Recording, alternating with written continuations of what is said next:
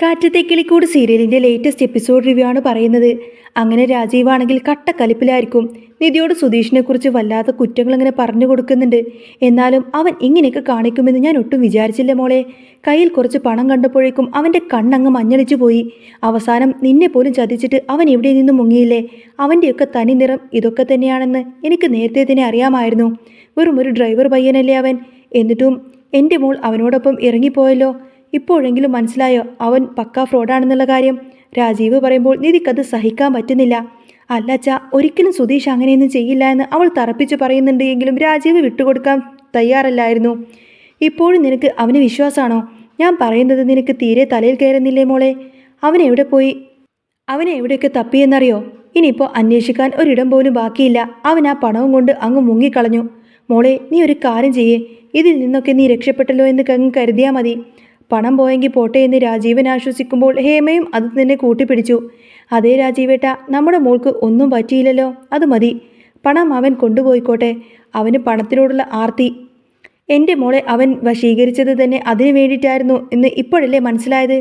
പക്ഷേ പാവം എൻ്റെ മോള് ഇതൊന്നും അറിഞ്ഞില്ലല്ലോ എന്ന് ഹേമ പറയുമ്പോഴും നിധി തൻ്റെ നിലപാടിൽ തന്നെ ഉറച്ചു നിൽക്കുകയാണ്. സുധീഷ് ഒരിക്കലും പണത്തിന് വേണ്ടിയിട്ട് ഇങ്ങനെയൊന്നും ചെയ്യില്ല എന്ന് തന്നെ അവൾ ആവർത്തിച്ചു പറഞ്ഞു. അതൊക്കെ നിന്റെ വെറും തോന്നലാണ് മോളെ. അവൻ നിന്നെ ചക്കരെ തേനെ എന്നൊക്കെ വിളിച്ച് പാട്ടിലാക്കിയതാണ് എന്നും അവൻ്റെ ഉള്ളിലെ കള്ളത്തരം നിനക്ക് മനസ്സിലായില്ല. കണ്ടില്ലേ ഒരവസരം കിട്ടിയപ്പോൾ അവൻ ചെയ്തത് എന്ന് രാജീവൻ ചോദിച്ചു. എന്നിട്ട് അവൻ തുടർന്നു, മോളെ, നീ അവൻ്റെ വീട്ടിലേക്ക് ഇനിയൊന്നും പോവണ്ട. നീ ഇവിടെ ഞങ്ങളോടൊപ്പം നിന്നാൽ മതി. നിനക്ക് നല്ലൊരു ജീവിതം ഇവിടെയുണ്ട്, നല്ലൊരു ഭാവിയുണ്ട്. പക്ഷേ നിധി അതൊന്നും തന്നെ സമ്മതിക്കുന്നില്ല. ഇല്ലാച്ചാ, അത് പറ്റില്ല. എനിക്ക് അങ്ങോട്ടേക്ക് തന്നെ തിരികെ പോകണം. അവിടെ എനിക്കൊരു ഇൻ്റർവ്യൂ ഉള്ളതാണ്. എനിക്ക് ജോലിക്ക് കയറണമെന്ന് അവൾ ഉറപ്പിച്ചു പറഞ്ഞു. എന്നാൽ രാജീവ് അതിനൊന്നും സമ്മതിക്കുന്നില്ല. എവിടെ നിന്നാലും നിനക്ക് ജോലി കിട്ടുമല്ലോ. അച്ഛൻ നിനക്ക് നല്ല ജോലി തന്നെ റെക്കമെൻഡ് ചെയ്തിട്ട് വാങ്ങിത്തരാം. നീ അതൊന്നും ഓർത്ത് വിഷമിക്കണ്ട. ഞങ്ങൾ പറയുന്നത് നീ കേൾക്കില്ലേ എന്ന് ചോദിക്കുമ്പോൾ നിധി എതിർക്കാൻ നോക്കി. അതല്ല അച്ഛാ എന്ന് പറഞ്ഞ് അവൾ തുടങ്ങുമ്പോഴേക്കും രാജീവ് അങ്ങ് ദേഷ്യപ്പെട്ട് ചൂടാവണേ. എടി, നീ കൂടുതലൊന്നും പറയണ്ട. ഞങ്ങളുടെ അവസ്ഥ നീ എന്താ മനസ്സിലാക്കാത്തത്? രാജീവ് ഇങ്ങനെ ദേഷ്യപ്പെടുന്നത് കണ്ടപ്പോൾ ഹേമക്കും ആകെ പേടിയായി. എന്താ രാജീവേട്ടായത്? ഡോക്ടർ പറഞ്ഞതല്ലേ സ്ട്രെസ്സൊന്നും എടുക്കരുത് എന്ന്. ബി കൂടുമെന്ന കാര്യം നിങ്ങൾ മറന്നോ എന്നൊക്കെ ചോദിച്ചു കൊടുത്തിനെ അവൾ രാജീവിനങ്ങ് വെള്ളം എടുത്തു കൊടുക്കുകയാണ്. ഇതെല്ലാം കണ്ടു കൊടുത്തിനെ നിധിക്കും വല്ലാത്ത വിഷമായി. അച്ഛനും അമ്മയും ഇങ്ങനെ ടെൻഷൻ അടിക്കുന്നതും സുധീഷിനെ കുറ്റപ്പെടുത്തുന്നതും അവൾക്ക് താങ്ങാൻ കഴിഞ്ഞില്ല. സുധീഷ് അങ്ങനെ ഒരു തെറ്റ് ചെയ്യുമെന്ന് വിശ്വസിക്കാൻ പോലും അവൾക്കാവുന്നില്ല. ഒടുവിൽ വല്ലാത്ത സങ്കടത്തോടു കൂടി തന്നെ നിധി മുറിയിലേക്ക് കയറി പോവുകയാണ്. ആ സമയത്തിന് പുറത്ത് സുധീഷിനെ അന്വേഷിച്ച് നടക്കുമായിരുന്നു ഹരീഷും സിയേഷും സുഭാഷൊക്കെ. എവിടെ പോയി തപ്പുമെന്ന് അവർക്കൊരു എത്തും പിടിയും കിട്ടുന്നില്ല. ഒരു തുമ്പും കിട്ടാതെ എങ്ങോട്ടേക്ക് പോവാനാണ്? കുറേ ദൂരം അലഞ്ഞതിന് ശേഷം അവർ പറഞ്ഞു, ഇനിയിപ്പോൾ നമ്മൾ എവിടെ പോയി അന്വേഷിക്കും? ദാ ഇപ്പം നമ്മൾ തക്കലയിലെത്തി. ഇവിടെ നിന്ന് ഇനി എങ്ങോട്ടേക്കാണ് പോവേണ്ടത്? സുഭാഷ് പറഞ്ഞു, അതൊന്നും എനിക്കറിയില്ല, നമുക്ക് നോക്കാം. എന്തെങ്കിലും ഒരു വഴി തെളിയാതിരിക്കില്ല. ആ നേരം ഹരീഷിൻ്റെ ഫോണിലേക്ക് നീതുവിൻ്റെ കോള് വരികയാണ്. ഇവളിതെന്തിനെങ്ങനെ വിടാതെ വിളിക്കുന്നത്? ഹരീഷിനാകെ ദേഷ്യം വന്നു. രാത്രി മുതൽ അവൾ നിർത്താതെ വിളിച്ചുകൊണ്ടിരിക്കുകയാണ്. ഹരീഷ് പറയുന്നതൊന്നിൻ്റെ അവളുടെ തലയിൽ കയറുന്നില്ല. ഒരു മിനിറ്റ് എന്ന് പറഞ്ഞ് ഹരീഷ് ഫോണുമായി മാറി നിന്നു. എന്താണ് നീ ഇപ്പോൾ വിളിക്കുന്നത് എന്ന് ചോദിച്ചപ്പോൾ ഹരീഷേട്ടൻ എന്താ നേരത്തെ ഫോൺ കട്ട് ചെയ്തത് എന്ന് നീതു തിരിച്ചും ചോദിച്ചു. എടി, എനിക്കിവിടെ തലക്ക് ഭ്രാന്ത് പിടിച്ചിരിക്കുകയാണ്, നിന്നോട് പറഞ്ഞില്ലേ എന്ന് പറഞ്ഞിട്ട് ഹരീഷ് അങ്ങ് ചൂടാവുകയാണ്. ഓ, അപ്പോൾ ഹരീഷേട്ടൻ ഇങ്ങനെയൊന്നും ആയിരുന്നില്ലല്ലോ കഴിഞ്ഞ 2 ദിവസം എന്നോട് സംസാരിച്ചത്. എന്നോട് എത്രമാത്രം സ്നേഹമായിരുന്നു സംസാരിക്കാനൊക്കെ. രാത്രി 3 മണിയായപ്പോൾ എനിക്ക് ഉറക്കം വരുന്നു എന്ന് പറഞ്ഞിട്ട് പോലും സംസാരിക്കണം എന്നൊക്കെ പറഞ്ഞ് എന്നെ ഉറക്കാതെ പിടിച്ചിരുത്തിയ ആളല്ലേ. അപ്പോൾ ഞാൻ ഫോൺ വെച്ചിട്ട് പോയിരുന്നുവെങ്കിൽ ഏട്ടന് ദേഷ്യം വരില്ലായിരുന്നോ? ഇപ്പം ഞാൻ വിളിക്കുമ്പോൾ ഏട്ടന് സംസാരിക്കാൻ പോലും നേരമില്ലേ എന്നൊക്കെ ചോദിച്ചു കൊണ്ട് തന്നെ നീ ഇത് പരാതിപ്പെടുമ്പോൾ ഹരീഷിനങ്ങ് നിയന്ത്രണം വിട്ടിട്ട് അവളോട് ഒരുപാടങ്ങ് ദേഷ്യപ്പെട്ട് ചീത്ത പറയണേ. എടി, നീ ഒന്ന് ഫോൺ വെച്ച് പോകുന്നതോ? മനുഷ്യന് ഭ്രാന്ത് പിടിക്കാൻ വേണ്ടിയിട്ട് ഓരോന്നങ്ങ് ഇറങ്ങിക്കോളും എന്നൊക്കെ പറഞ്ഞു കൊടുത്തിനെ ഹരീഷ് ദേഷ്യപ്പെട്ട് നല്ലോണം അങ്ങ് ചീത്ത പറയണേ. അപ്പോൾ ഞാനിപ്പോൾ നിങ്ങൾക്ക് ആരുമല്ല അല്ലേ? നിങ്ങളിപ്പോൾ എവിടെയാ, ആരോടൊപ്പമാണ്? നീതു വീണ്ടും ചോദിച്ചപ്പോൾ ഹരീഷ് ദേഷ്യത്തിൽ അങ്ങ് ഫോണ് വലിച്ചെറിഞ്ഞു. ഇത് കണ്ട് നികേഷും സുഭാഷൊക്കെ ഓടി വന്നുകൊണ്ടതിന് ചോദിക്കുന്നത്, എന്താടാ ഹരീഷ് നിനക്ക് പറ്റിയത്? നിന്നെ ആരാടാ വിളിച്ചത് എന്നൊക്കെ ചോദിച്ചപ്പോൾ ഒരു കസ്റ്റമറാണെന്ന് ഹരീഷ് കള്ളം പറഞ്ഞു. അതിന് നീ എന്തിനാ അങ്ങനെ ഫോൺ എറിഞ്ഞ് പൊട്ടിക്കണമായിരുന്നോ? നികേഷ് ഫോൺ എടുത്ത് നോക്കിയിട്ട് പറഞ്ഞു, ഇത് ഓഫായി പോയല്ലോ എന്ന്. പറഞ്ഞാൽ തലയിൽ കയറില്ല, അതുകൊണ്ട് എനിക്ക് ദേഷ്യം വന്നതാണെന്ന് ഹരീഷ് ന്യായീകരിച്ചു. കഷ്ടമായി പോയി. ഇനിയിപ്പോൾ സുധീഷേട്ടൻ ഇങ്ങോട്ടേക്ക് വിളിച്ചാലോ എന്ന് നികേഷ് ആശങ്കപ്പെട്ടപ്പോൾ സുഭാഷേട്ടൻ്റെ നമ്പർ ഉണ്ടല്ലോ, അതുകൊണ്ട് പേടിക്കാനൊന്നുമില്ല എന്ന് ഹരീഷ് പറയാണ്. അങ്ങനെ അവർ വീണ്ടും ബൈക്കിൽ അന്വേഷണം തുടർന്നു. ഇതേ സമയത്തിന് നീതു വീണ്ടും വിളിച്ചുകൊണ്ടിരിക്കുകയാണ്. പക്ഷേ കിട്ടുന്നില്ല. അപ്പോൾ താൻ വിളിച്ചപ്പോൾ ഫോൺ സ്വിച്ച് ഓഫ് ചെയ്ത് വെച്ചതാണല്ലേ? 2 ദിവസത്തെ ഇഷ്ടമേ ഹരീഷിന് എന്നോട് ഉണ്ടായിരുന്നു എന്ന് തോന്നുന്നു. എന്നെ വഞ്ചിച്ചിട്ട് വേറെ ഏതൊരു പെണ്ണിൻ്റെ കൂടെ പോയതായിരിക്കും എന്നൊക്കെയാണ് നീതു ചിന്തിക്കുന്നത്.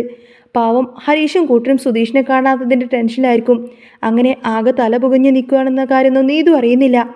അങ്ങോട്ടേക്ക് സംസാരിക്കാൻ താല്പര്യമില്ലാത്തതുകൊണ്ടാണ് ഫോൺ ഓഫ് ചെയ്തിരിക്കുന്നത് എന്നാണ് നീതുവിൻ്റെ വിചാരം. എന്നാൽ സുധീഷ് ആണെങ്കിൽ അവിടെ വല്ലാത്ത അവസ്ഥയിലായിരിക്കും. അവനാണെങ്കിൽ ദാഹിച്ചിട്ട് വയ്യ, വെള്ളം വെള്ളം എന്നിങ്ങനെ പറയുന്നുണ്ടായിരുന്നു. അവിടെ നിന്ന് 2-3 ഗുണ്ടകളിൽ ഒരാൾ പറഞ്ഞു, വെള്ളമല്ലേ, നമുക്ക് പോയി വാങ്ങിച്ചുകൊണ്ട് വരാം. അവന്മാരിൽ ഒരാൾ നല്ല പൂസായിരുന്നു. മദ്യപിച്ചു കൊണ്ട് തന്നെ ആടിയാണ് നടക്കുന്നത്. അവൻ നടന്നു പോകുന്നതിൽ തന്നെ പോക്കറ്റിൽ നിന്നും ഒരു ഫോൺ അങ്ങ് താഴെ വീണു. അവനത് അറിഞ്ഞതുമില്ല. ആ ഫോൺ നേരെ വന്ന് സുധീഷിൻ്റെ കാൽച്ചുവട്ടിലാണ് വീണത്. ഗുണ്ടകൾ വെള്ളം വാങ്ങിക്കാൻ വേണ്ടി പുറത്തേക്ക് പോയ നേരം നോക്കിക്കൊണ്ടതിന് സുധീഷ് നോക്കുമ്പോൾ ദാ ആ ഫോൺ അവിടെ കിടക്കുന്നു. സുധീഷിനാണെങ്കിൽ എന്ത് ചെയ്യണമെന്നറിയില്ല. കാരണം കൈകൾ ബന്ധിച്ച നിലയിലായിരിക്കും, കാലും കെട്ടിയിട്ടിരിക്കുന്നു. എങ്കിലും അവൻ തളരാതെ തന്നെ കാലുകൊണ്ട് ആ ഒരു ഫോണ് തൻ്റെ അടുത്തേക്ക് നീക്കാൻ നോക്കി. കുറേ നേരത്തെ കഷ്ടപ്പാടിന് ശേഷം അവൻ ആ ഫോണ് തൻ്റെ കാലിനടുത്തേക്ക് എത്തിച്ചു. ഇനി ആരെങ്കിലും ഒന്ന് വിളിച്ചു നോക്കണം. അവൻ ആദ്യം തന്നെ ഹരീഷിൻ്റെ നമ്പറിലേക്ക് വിളിച്ചു നോക്കി. പക്ഷേ ഹരീഷിൻ്റെ ഫോൺ സ്വിച്ച് ഓഫ് ആയിരുന്നു. ദൈവമേ, അവനെ കിട്ടുന്നില്ലല്ലോ, ഇനിയിപ്പോൾ എന്തു ചെയ്യും? സുഭാഷേട്ടൻ്റെ ഫോൺ നമ്പറാണെങ്കിൽ കാണാപ്പാടം അറിയില്ലല്ലോ എന്നിങ്ങനെ സുധീഷ് ചിന്തിച്ചു. ആദ്യമൊന്ന് ഡയൽ ചെയ്തപ്പോൾ അത് തെറ്റിപ്പോയി. രണ്ടാമത് വീണ്ടും അടിച്ചു നോക്കി. അപ്പോൾ ബെല്ലടിക്കുന്നുണ്ട്. ഈ സമയത്ത് തന്നെ ഹരീഷും സുഭാഷും നികേഷും എവിടെ പോകണമെന്നറിയാതെ വണ്ടിയുടെ സൈഡിൽ ഇങ്ങനെ ഒതുക്കി നിർത്തിയിട്ടിരിക്കുകയാണ്. സുഭാഷിൻ്റെ ഫോൺ ബെല്ലടിക്കുന്നത് കണ്ട് ഹരീഷ് ചോദിക്കുന്നുണ്ട്, ആരാ സുഭാഷേട്ടാ? പരിചയമില്ലാത്ത നമ്പറാണെന്ന് സുഭാഷ് പറഞ്ഞു. എന്നാൽ പിന്നെ കോൾ എടുക്കുകയെന്ന് ഹരീഷ് പറഞ്ഞുവെങ്കിലും സുഭാഷ് ഒന്നും മടിച്ചു. ഇത് മിക്കവാറും ആ ബായി ആയിരിക്കും.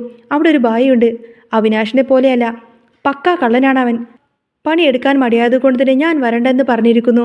ജോലിക്ക് വേണ്ടി വീണ്ടും വീണ്ടും വിളിക്കുന്നതായിരിക്കും എന്നൊക്കെ പറഞ്ഞ് സുഭാഷ് ആ ഒരു ഫോണങ്ങ് കട്ട് ചെയ്യാണ്. അത് കട്ടായതോടുകൂടി തന്നെ സുധീഷ് ആകെ തകർന്നു പോയി. താൻ കഷ്ടപ്പെട്ട് വിളിച്ചിട്ട് ആ ഒരു ഫോൺ കട്ട് ചെയ്യാണല്ലോ, സുഭാഷ് ഏട്ടൻ ഫോണൊന്ന് അറ്റൻഡ് പോലും ചെയ്തില്ലല്ലോ എന്നൊക്കെ ചിന്തിച്ചുകൊണ്ട് തന്നെ സുധീഷ് ആകെ ടെൻഷനോടെ ഇരിക്കുകയാണ്. ഗുണ്ടകൾ ഇനി വെള്ളവുമായി എപ്പോൾ ഇങ്ങോട്ടേക്ക് തിരിച്ചു വരുമെന്ന കാര്യമൊന്നും സുധീഷിനറിയില്ല. വീണ്ടും സുഭാഷിൻ്റെ ഫോൺ ബെല്ലടിക്കുന്നത് കണ്ട് നികേഷ് ചോദിച്ചു, ആരാ സുഭാഷേട്ടാ വിളിക്കുന്നത്? വീണ്ടും അതേ നമ്പർ തന്നെയാണോ? ഹരീഷ് പറഞ്ഞു, സുഭാഷേട്ടാ അതൊന്ന് എടുത്തു നോക്ക്. ഇനിയിപ്പോൾ സുധീഷേട്ടൻ വേറെ ഏതെങ്കിലും നമ്പറിൽ നിന്ന് വിളിക്കുന്നതാണെങ്കിലോ? അങ്ങനെ സുഭാഷ് ആ ഒരു കോൾ എടുക്കുകയാണ്. ഫോൺ എടുത്തപ്പോൾ അങ്ങേ തലക്കിൽ നിന്ന് സുധീഷിൻ്റെ ശബ്ദം കേട്ടു. ഹലോ സുഭാഷേട്ടാ എന്നൊക്കെ പറഞ്ഞ് സുധീഷ് ഭയങ്കര കരച്ചിലായിരുന്നു. എടാ മോനെ, നീയോ? നീ ഇപ്പോൾ എവിടെയാ ഉള്ളത് എന്ന് സുഭാഷ് ആവേശത്തോട് ചോദിച്ചു. സുഭാഷേട്ടാ, എനിക്കറിയില്ല ഞാൻ എവിടെയാ ഉള്ളത് എന്നും. എൻ്റെ ഫോണൊക്കെ ലൗഡ് സ്പീക്കറിലാണ്. ഇച്ചിരി പതുക്കെ സംസാരിക്കണേ. ഗുണ്ടകൾ പുറത്തുണ്ട്. അവരെപ്പോൾ വേണമെങ്കിലും ഇങ്ങോട്ടേക്ക് അകത്തേക്ക് വരാമെന്ന് സുധീഷ് വിറയലോടെ പറഞ്ഞു. എടാ, നിന്നെ ആരാ തട്ടിക്കൊണ്ടുപോയത്? എങ്ങോട്ടേക്കാണ് നിന്നെ കൊണ്ടുപോയത് എന്നൊക്കെ സുഭാഷ് ചോദിച്ചുവെങ്കിലും സുധീഷിന് കൃത്യമായി തന്നെ അതൊന്നും അറിയില്ലായിരുന്നു. എങ്കിലും വന്ന വഴി ഏകദേശം അവൻ പറഞ്ഞു കൊടുത്തു. അത് കേട്ടപ്പോൾ സുഭാഷ് പറയുന്നുണ്ട്, ശരി മോനെ, നീ വിഷമിക്കൊന്നും വേണ്ട, ഞങ്ങൾ നോക്കാം, ഞങ്ങൾ ആ വഴിക്ക് തന്നെ വരാമെന്നൊക്കെ പറയും. അന്നേരം സുധീഷ് വീണ്ടും ഓർമ്മിപ്പിച്ചു, പതുക്കെ സംസാരിക്കണം, അല്ലെങ്കിൽ പണി പാളുമെന്ന്. അപ്പോഴേക്കും ഗുണ്ടകൾ അങ്ങോട്ടേക്ക് വരുന്ന ശബ്ദം സുധീഷ് കേട്ടു. ദേ അവർ വരുന്നുണ്ട്, ഞാൻ വെക്കുകയാണെന്നൊക്കെ പറഞ്ഞ് അവൻ പെട്ടെന്ന് തന്നെ ആ കോള് കട്ട് ചെയ്തു. കോള് കട്ടായല്ലോ എന്ന് നികേഷ് പറഞ്ഞപ്പോൾ ഹരീഷ് പറയുന്നുണ്ട്, അവിടെ ആരെങ്കിലും വന്നിട്ടുണ്ടാകും, നമുക്ക് എത്രയും പെട്ടെന്ന് തന്നെ ആ സ്ഥലത്തേക്ക് പോകണം. കൃത്യം ഏത് വീടാണോ ഗോഡൗൺ ആണോ എന്നൊന്നും അറിയില്ലെങ്കിലും ആ പരിസരം നമുക്ക് മനസ്സിലായല്ലോ. അങ്ങനെ അവർ അങ്ങോട്ടേക്ക് വണ്ടി തിരിച്ചു. ഇതേ സമയത്തിൻ്റെ ഗുണ്ടകൾ ഇതൊന്നും അറിയാതെ അകത്തേക്ക് വന്നു. അവർ വന്നു നോക്കിയപ്പോൾ സുധീഷിൻ്റെ കാലിനടുത്ത് ഫോൺ കിടക്കുന്നത് കണ്ടു. ഒരുത്തൻ ഓടി വന്നിട്ട് ആ ഒരു ഫോൺ എടുത്തു. എടാ, ഇതെൻ്റെ ഫോണല്ലേ, ഇതെങ്ങനെ ഇവിടെ വീണു? മറ്റവൻ ചോദിക്കുന്നുണ്ട്. എൻ്റെ പോക്കറ്റിൽ നിന്ന് താഴെ വീണ് പോയതായിരിക്കുമെന്ന് തോന്നുന്നു. ഞാനറിഞ്ഞില്ല. എടാ, ഇത് ഇവൻ്റെ കാലിനടുത്താണല്ലോ കിടക്കുന്നത്. അവൻ ഇനി ആരെങ്കിലും വിളിച്ചു കാണുമോ എന്ന് സംശയിച്ചു കൊടുത്തിന് അവർ ആ ഫോൺ നോക്കിയപ്പോൾ പരിചയമില്ലാത്ത ഒരു നമ്പറിലേക്ക് കോള് പോയിട്ടുണ്ട്. നോക്ക് ചേട്ടാ, ഇവൻ ആരോട് സംസാരിച്ചിട്ടുണ്ട് എന്ന് അവർ വിളിച്ചു പറഞ്ഞു. എടാ, ആരെടാ നീ വിളിച്ചത് എന്നൊക്കെ ചോദിച്ചു കൊടുത്തിന് അവർ സുധീഷിനെ അടിക്കാൻ തുടങ്ങി. പക്ഷേ സുധീഷ് ഒന്നും മിണ്ടുന്നില്ല. അവൻ ആ നമ്പറിലേക്ക് തിരിച്ചു വിളിച്ചു. സുഭാഷിൻ്റെ ഫോണിലേക്ക് വീണ്ടും ആ ഒരു കോൾ വരികയാണ്. ആ നമ്പറിൽ നിന്നും വീണ്ടും വിളിക്കുന്നത് കണ്ടു. എടാ, ആ നമ്പറിലാണല്ലോ വീണ്ടും വിളിക്കുന്നത് എന്ന് സുഭാഷ് പറഞ്ഞപ്പോൾ ഹരീഷ് പറയുന്നുണ്ട്, സുഭാഷ് ഏട്ടാ ലൗഡ് സ്പീക്കറിലിട്, പക്ഷേ ഒന്നും മിണ്ടരുത്. അങ്ങനെ അവർ ആ ശബ്ദം ഇങ്ങനെ കേട്ടുകൊണ്ടേയിരുന്നു. അങ്ങേ തലക്കൽ ഗുണ്ടകളുടെ ശബ്ദം കേട്ടപ്പോൾ സുധീഷിനെ ആരോ അപായപ്പെടുത്താൻ ശ്രമിക്കുന്നുണ്ട് എന്ന കാര്യം അവർക്ക് ഉറപ്പായിരുന്നു. ഉടനെ തന്നെ കോൾ കട്ട് ചെയ്തതിന് ശേഷം ഹരീഷ് പറഞ്ഞു, സുഭാഷ് ഏട്ടാ എത്രയും പെട്ടെന്ന് നമുക്ക് അങ്ങോട്ടേക്ക് എത്തണം, അല്ലെങ്കിൽ അവൻ്റെ ജീവൻ തന്നെ ആപത്തിലാണ്. അവർ വണ്ടി സ്റ്റാർട്ട് ചെയ്ത് നേരെ അങ്ങോട്ടേക്ക് പാഞ്ഞു. അവിടെ സുധീഷാണെങ്കിൽ വല്ലാത്ത പേടിയിലായിരുന്നു. ഇനി എന്തൊക്കെ സംഭവിക്കുമെന്ന് പോലും അറിയില്ല. ഗുണ്ടകളിൽ ഒരാൾ പുറത്തേക്ക് പോയി അരുണിനെ വിളിച്ചു. സാറേ, ഒരു പ്രശ്നമുണ്ട്, ഞങ്ങളുടെ ഒരുത്തൻ്റെ ഒരു ഫോൺ വീണു പോയിരുന്നു. ഞങ്ങളുടെ ഇടയിൽ ഒരുത്തൻ്റെ ഫോൺ താഴെ വീണു പോയിരുന്നു. അതിൽ നിന്നും ആ ഫോൺ എടുത്തുകൊണ്ട് അവൻ ആരെയോ വിളിച്ചിട്ടുണ്ട്, ആരോടോ അവൻ സംസാരിച്ചിട്ടുണ്ട്. അത് കേട്ടപ്പോൾ അരുൺ പറയുന്നുണ്ട്, എങ്കിൽ ഇനി ഒരു നിമിഷം പോലും നിങ്ങൾ അവിടെ നിന്നു പോവരുത്.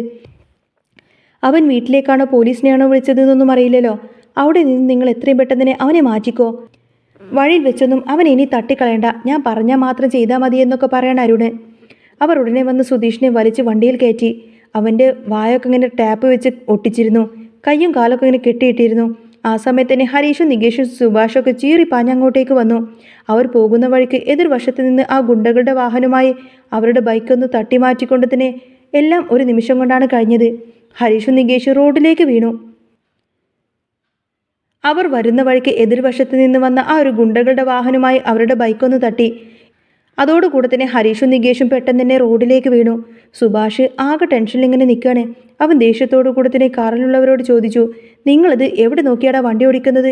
നിങ്ങൾക്കെന്താ മുഖത്ത് കണ്ണില്ലേ? അങ്ങനെ അവിടെ ആകെ ബഹളമായി.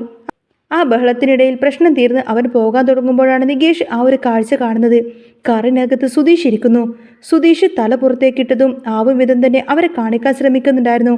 അയ്യോ ദാ സുധീഷ് ഏട്ടനെന്ന് നികേഷ് ഒരൊറ്റ അലർച്ചയാണ്. നികേഷിന് വല്ലാത്ത സന്തോഷമായി. കാരണം സുധീഷ് അതിനകത്തുണ്ട് എന്ന കാര്യം അവർക്ക് മനസ്സിലായി. അങ്ങനെ അവർ ആ ഒരു കാറിനെ അങ്ങ് പിന്തുടരുകയാണ്. സുഭാഷിൻ്റെ ബൈക്കിൻ്റെ ആക്സിലേറ്റർ ആഞ്ഞു വീർപ്പിച്ചുകൊണ്ട് തന്നെ അവർ ആ ഒരു കറുത്ത കാറിനെ പിന്തുടർന്നു. തക്കലയിലെ ഇടവഴിയിലൂടെ ആ കാറ് അതിവേഗം പാഞ്ഞു. വിട്ടുകൊടുക്കരുത് സുഭാഷേട്ട, അവൻ അതിനകത്തുണ്ട്, ഹരീഷ് പിന്നിരുന്ന് വിളിച്ചു പറഞ്ഞു. മുന്നിൽ പോകുന്ന കാറിലെ ഗുണ്ടകൾക്ക് കാര്യം പന്തികേടാണ് എന്ന് മനസ്സിലായി. അവർ കാറിൻ്റെ വേഗത കൂട്ടി. ഒരു വിജനമായ റബ്ബർ തോട്ടിൻ്റെ അടുത്തുണ്ടായ ഒരു പഴയ ഗോഡൌണിലേക്ക് അവർ വണ്ടി വെട്ടിച്ചു കയറ്റി. സുഭാഷും സംഘവും ഒട്ടും വൈകിയില്ല. കാറിന് കുറുകെ തന്നെ ബൈക്ക് നിർത്തി അവർ ചാടിയിറങ്ങി. കാറിൽ നിന്നും പുറത്തിറങ്ങിയ ഗുണ്ടകൾ ആയുധങ്ങളുമായി അവരെ നേരിടാനൊരുങ്ങി. ഡാ അവനെ വിട്ടേക്ക്, അല്ലെങ്കിൽ നിങ്ങളാരും ഇന്ന് ഇവിടെ നിന്നും പോവില്ല. ഹരീഷ് കട്ടക്കലിപ്പിൽ തന്നെ മുന്നോട്ട് വന്നു. മദ്യലഹരിയിലായിരുന്ന ഗുണ്ടകൾക്ക് സുഭാഷിൻ്റെയും ഹരീഷിൻ്റെയും ആവേശത്തിന് മുന്നിൽ പിടിച്ചു നിൽക്കാൻ കഴിഞ്ഞില്ല. നികേഷ് വേഗം കാറിൻ്റെ ഡോറ് തുറന്നു കൊടുത്ത് കെട്ടിയിട്ട നിലയിലായിരുന്ന സുധീഷിനെ പുറത്തെടുത്തു. വായിലെ ടേപ്പ് മാറ്റിയപ്പോൾ സുധീഷ് ആകെ തളർന്നിരുന്നു. സുഭാഷേട്ട, അരുണാണ് ഇതിൻ്റെ പിന്നിലെന്ന് സുധീഷ് കിതച്ചുകൊണ്ട് പറഞ്ഞു. ആ സമയം തന്നെ അവിടെ അരുണും അവൻ്റെ വലം കൈയായ സജിത്തും എത്തി. നീ വലിയ മിടുക്കനാണെന്ന് കരുതിയോ സുധീഷെ? പണം എൻ്റെ കയ്യിലുണ്ട്. ഇനി നീ ജീവനോടെ ഇരുന്നിട്ട് വേണ്ടേ എൻ്റെ നിധിയുടെ അടുത്തേക്ക് പോവാൻ? അരുൺ പരിഹാസത്തോടെ ചിരിച്ചുകൊണ്ട് തന്നെ തോക്ക് പുറത്തേക്കെടുത്തു. എന്നാൽ അപ്രതീക്ഷിതമായി അവിടെ പോലീസിൻ്റെ സൈറൻ മുഴങ്ങി. അരുൺ ആകെ ഞെട്ടിപ്പോയി. നിധി നേരത്തെ തന്നെ ഈ ഒരു സംശയം തോന്നിയിട്ട് സൈബർ സെല്ലിൽ പരാതി നൽകിയിരുന്നു. സുധീഷ് അവസാനം വിളിച്ച ആ ഒരു ലൊക്കേഷൻ വെച്ചുകൊണ്ട് തന്നെ പോലീസ് കൃത്യസമയത്ത് അവിടെ എത്തിച്ചേർന്നു. അരുണും സംഘവും പോലീസിനെ കണ്ടതോടുകൂടി തന്നെ ഓടാൻ ശ്രമിച്ചുവെങ്കിലും പോലീസ് അവരെ വളഞ്ഞു പിടിച്ചു. അരുണിൻ്റെ കാറിൻ്റെ ഡിക്കിൽ നിന്നും സുധീഷ് മോഷ്ടിച്ചു എന്ന് രാജീവ് ആരോപിച്ച ആ ഒരു പണവും എല്ലാം തന്നെ പോലീസ് കണ്ടെടുത്തു. തിരികെ വീട്ടിലേക്ക് എത്തിയപ്പോൾ രാജീവും ഹേമയും തല താഴ്ത്തി നിൽക്കുമായിരുന്നു. സുധീഷിനെ കള്ളനായി മുദ്ര കുത്തിയതിൽ അവർക്ക് വല്ലാത്ത കുറ്റബോധം തോന്നി. എന്നോട് ക്ഷമിക്കുമോനെ, എന്നോട് ക്ഷമിക്കുമോളെ. പണത്തിന് മുന്നിൽ മനസ്സറിയാതെ ഒന്ന് പതറിപ്പോയി. രാജീവ് സുധീഷിൻ്റെ കൈകൾ ചേർത്ത് പിടിച്ചുകൊണ്ട് പറഞ്ഞു. നിധി ഓടി വന്ന് സുധീഷിൻ്റെ അരികിലേക്ക് നിന്നു. അവളുടെ കണ്ണിൽ വിശ്വാസത്തിൻ്റെ തിളക്കമുണ്ടായിരുന്നു. എനിക്കറിയാമായിരുന്നു സുധീഷെ, സുധീഷ് ഒരിക്കലും ഇങ്ങനൊരു ചതി ചെയ്യില്ല എന്ന് അവൾ വിതുമ്പലോടെ പറഞ്ഞു. ഹരീഷ് തൻ്റെ തകർന്ന ആ ഒരു ഫോണിലേക്ക് നോക്കിയിട്ടൊന്ന് ചിരിച്ചു. അങ്ങനെ നിധിക്ക് അവളുടെ സുധീഷിനെ തിരികെ കിട്ടി. അതോടുകൂടി തന്നെ അച്ഛൻ്റെയും അമ്മയുടെയും യഥാർത്ഥ ചതി നിധി തിരിച്ചറിയുകയായിരുന്നു. എന്നാൽ ഈ ഒരു സംഭവത്തോടു കൂടി തന്നെ നീതു പിണങ്ങിയെന്ന കാര്യം ഹരീഷിന് സഹിക്കാനായില്ല. ഫോണും പിടിച്ചുകൊണ്ട് തന്നെ ഹരീഷ് പറയുന്നുണ്ട്, എനിക്കെൻ്റെ ഫോണും പോയി, ഒരു പ്രേമവും പോയി. അങ്ങനെ അവൻ്റെ തമാശ കേട്ട് എല്ലാവരും ചിരിച്ചു. അങ്ങനെ ഇന്നത്തെ ഈ ഒരു വിഷുദിനത്തിൽ ചതിയുടെ കരിനിഴൽ നീങ്ങി സ്നേഹത്തിൻ്റെയും വിശ്വാസത്തിൻ്റെയും പുതിയൊരു പുലരി അവർക്കിടയിൽ പിറന്നു. അങ്ങനെ കാറ്റത്തെ കിളിക്കൂടിൽ ഇനി വരാൻ പോകുന്ന നല്ല അടിപൊളി സൂപ്പർ ത്രില്ലിംഗ് എപ്പിസോഡുകളൊക്കെ തന്നെയാണ് കേട്ടോ. നിങ്ങൾക്ക് ഈ ഒരു ചാനൽ ഇഷ്ടമാണെങ്കിൽ സബ്സ്ക്രൈബ് ചെയ്യാനും സപ്പോർട്ട് ചെയ്യാനും മറക്കല്ലേ. നെക്സ്റ്റ് വീഡിയോ ആയിട്ട് വരാം. ബൈ.